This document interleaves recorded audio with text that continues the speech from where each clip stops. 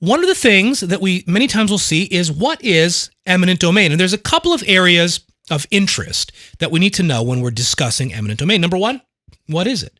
Eminent domain is a right, the constitutional right of government, to take private citizens' land for necessary public use when it's important to do so.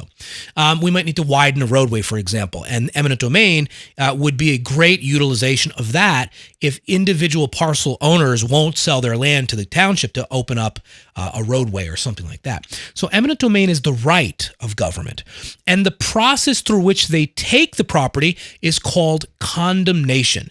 And exam writers need you to know the difference here, so they will absolutely show this on examinations. What is the difference between eminent domain and condemnation? Remember, eminent domain is the right. Condemnation is the process through which they take and exercise their right of eminent domain. Now, the government's power to take private property for public use, such as things like roadways, infrastructure expansion, public utilities, and conservation purposes. And these might be things that you want to remember if you're presented with a multiple choice scenario of these would all be uses of eminent domain except. And two private parties selling would not have anything to do with eminent domain. Eminent domain is anytime the government gets involved in taking land from a private citizen for necessary public use.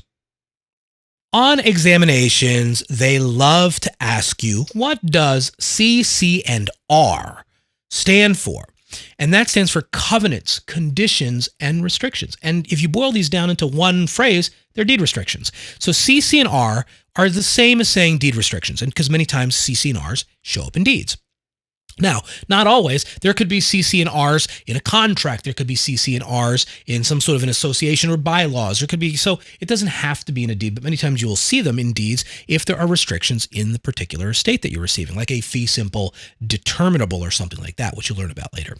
All right, so these are rules and regulations typically found in a homeowners association document, including deed restrictions that establish guidelines for things like architectural standards, property maintenance, and use of common areas. They are primarily designed to maintain property values and to preserve the aesthetics of a neighborhood.